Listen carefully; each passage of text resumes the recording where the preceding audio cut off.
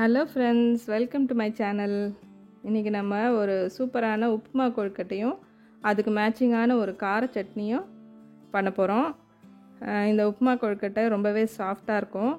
நல்லா உதிராக சூப்பராக ஒரு உப்புமா கொழுக்கட்டை பண்ணி காமிக்க போகிறேன். இதுக்கு மேட்சிங்காக ஒரு கார சட்னி. இது வந்து ஆனியன் சட்னி. இது தக்காளி இல்லாமல் வெறும் ஆனியன் வச்சு பண்ணுறது. இது கண்டிப்பாக இதுக்கு ரொம்பவே டேஸ்டியான ஒரு சைட் டிஷ். இது ரெண்டும் சேர்த்து தான் உங்களுக்கு பண்ணி காமிக்க போகிறேன். ஃபஸ்ட்டு அரிசி உப்புமா கொழுக்கட்டை இது எப்படி பண்ணுறதுன்னு ஃபஸ்ட்டு பார்க்கலாம். அதுக்கு ஒரு வாண்டியில் 2 ஸ்பூன் எண்ணெய் விட்டு கடுகு, உளுத்தம்பருப்பு, கொஞ்சமாக சீரகம், கடலைப்பருப்பு கொஞ்சம் எல்லாத்தையும் ஆட் பண்ணி நல்லா பொன்னிறமாக பொரியணும். கடுகு பொரிஞ்சு நல்லா கடலைப்பருப்பு, உளுத்தம்பருப்புலாம் நல்லா பொன்னிறமாக ஆன உடனே பொடியாக நறுக்கின இஞ்சி, பச்சை மிளகா, அப்புறம் கருவேப்பிலை இது எல்லாத்தையும் ஆட் பண்ணிக்கலாம். இப்போ இதெல்லாம் நல்லா பொரிஞ்ச உடனே நம்ம தண்ணி விட்டு அரிசி ரவையை ஆட் பண்ணிக்கலாம்.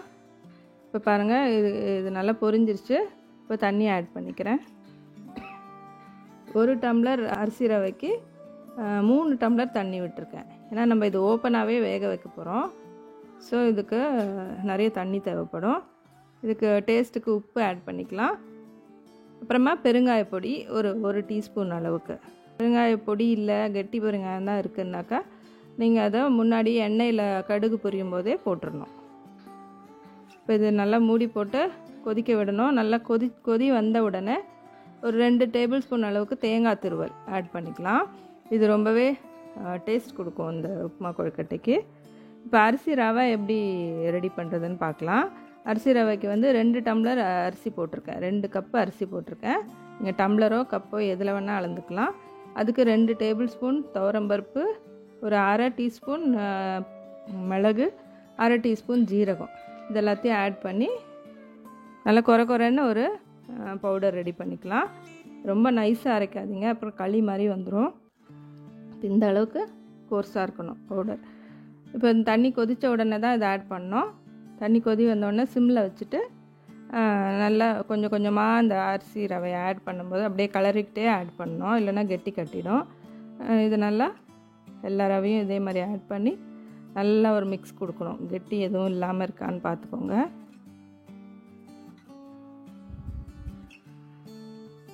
இப்போ இதுக்கப்புறம் லைட்டாக கொதி வரும். அப்போ ஒரு ஸ்பூன் நெய்யும் ஆட் பண்ணிக்கலாம். இது வந்து ஃப்ளேவருக்கு. உங்களுக்கு தேவையில்லைன்னாக்கா நீங்கள் அதை ஸ்கிப் பண்ணிக்கலாம். இப்போ பாருங்கள், நம்ம கெட்டி இல்லாமல் இருந்தால் கூட திரும்ப கெட்டி ஃபார்ம் ஆகிற மாதிரி இருக்கும். அதனால் நீங்கள் நல்லா கிளறி விட்டுறணும். இப்போது மூடி போட்டு ஒரு 10 மினிட்ஸ் நல்லா வேக விடணும். நல்லா சிம்மர்லேயே இருக்கணும். இப்போ பாருங்கள், நல்லா தண்ணியெல்லாம் கொஞ்சம் இழுத்துருச்சு. இதில் வந்து ஒரு 90% இதில் வேக விடணும் அரிசியை. அப்புறம் மிச்சம் வந்து நீங்கள் ப்ரெஷர் குக் பண்ணுவீங்க இல்லையா, கொழுக்கட்டை பிடிச்சிட்டு, அப்போ வந்து உங்களுக்கு மிச்சம் இருக்கிறதும் வெந்துடும். ஸோ திரும்பவும் கொஞ்சம் நேரம் தண்ணி சுண்டுறதுக்காக இன்னும் கொஞ்சம் நேரம் மூடி போட்டு வேக வச்சுக்கலாம். இப்போ பாருங்கள், நல்லா சூப்பராக வெந்திருக்கு. இந்த அரிசியெல்லாம் நல்லா மலர்ந்து நல்லா வந்திருக்கு பாருங்கள். இப்போ மிச்சம் இருக்கிற கொஞ்சம் தண்ணியும் இதோட நல்லா மிக்ஸ் பண்ணி விட்டுட்டு இன்னும் கொஞ்சம் நேரம் வேக விட்டிங்கன்னா ஃபுல் தண்ணியும் நல்லா இழுத்துரும்.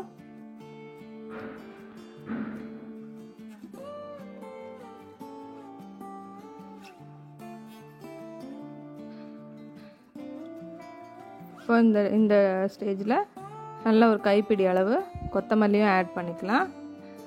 நிறைய எவ்வளோ கொத்தமல்லி போடுறீங்களோ அவ்வளோ நல்லா ஃப்ளேவர்ஃபுல்லாக இருக்கும். இது நல்லா மிக்ஸ் பண்ணி விட்டுட்டு ஸ்டவ் ஆஃப் பண்ணிவிட்டு கொஞ்சம் நேரம் ஆற விட்டுடலாம். ஏன்னா அப்போ தான் நமக்கு பிடிக்க வரும். இல்லைன்னா ரொம்ப சூடாக இருந்ததுன்னா உங்களுக்கு பிடிக்கிறது கஷ்டம். ஸோ ஆற விடணும் இதை கொஞ்சம் நேரம். பாருங்கள், இப்போ தண்ணியே இல்லை, நல்லா சுண்டிடுச்சு. இந்த ஸ்டேஜில் ஆஃப் பண்ணி ஆற விட்டுடலாம்.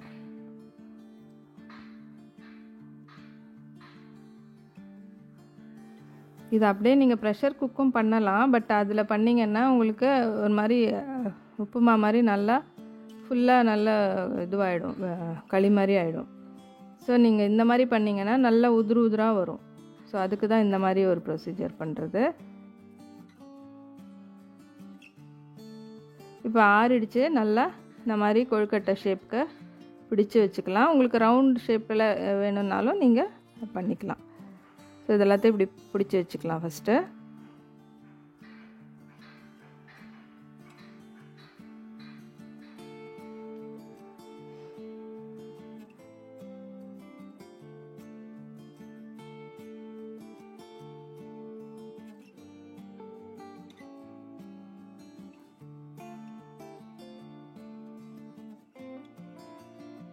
இப்போ எல்லாம் ரெடியாக பிடிச்சி வச்சாச்சு. இப்போ ஒரு ப்ரெஷர் பேனில் தண்ணி ஊற்றி கொதிக்க வச்சு இட்லி தட்டு வச்சு அதில் வேக வச்சுக்கலாம். நீங்கள் மேலே வச்சு வேக வைக்கலாம். ஒன்றோட ஒன்று ஒட்டாத வரும். ஒரு தட்டில் எவ்வளோ வைக்க முடியுமோ மேலே வச்சு வேக வைக்கலாம்.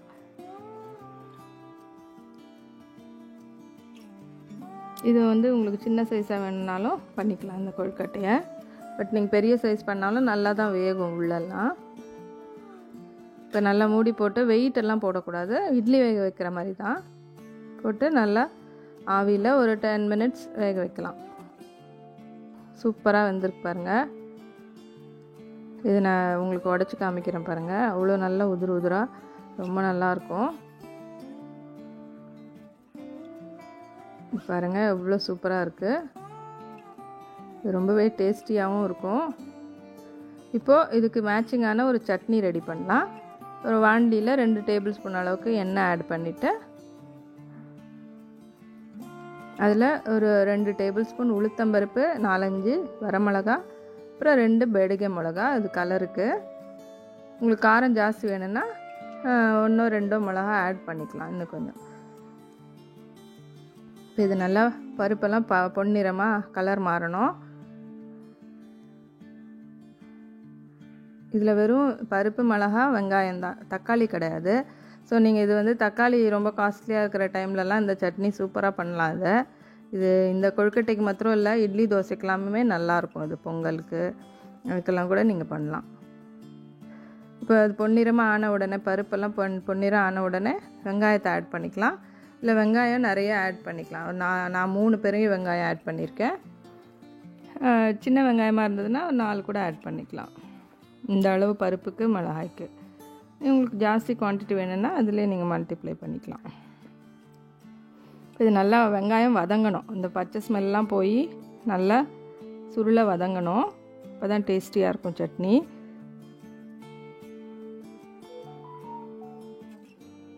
நல்லா வதங்கி ஆறின உடனே நல்லா மிக்சியில் போட்டு நைஸாக அரைச்சி எடுத்துக்க வேண்டியது தான். இது ரொம்பவே ஈஸி இந்த சட்னி. நீங்கள் தேங்காயெல்லாம் கூட ஆட் பண்ண வேண்டாம். அதில் அட்டகாசமாக இருக்கும். இது அக்கி ரொட்டிக்கு அதுக்கெல்லாமே ரொம்ப சூப்பரான காம்பினேஷன். இது அரிசி உப்புமா நீங்கள் சாதாரணமாக ப்ரெஷர் குக்கரில் பண்ணுறீங்க இல்லையா, காஞ்ச மிளகாலாம் போட்டு, அதுக்கு கூட இது ரொம்பவே நல்லாயிருக்கும்.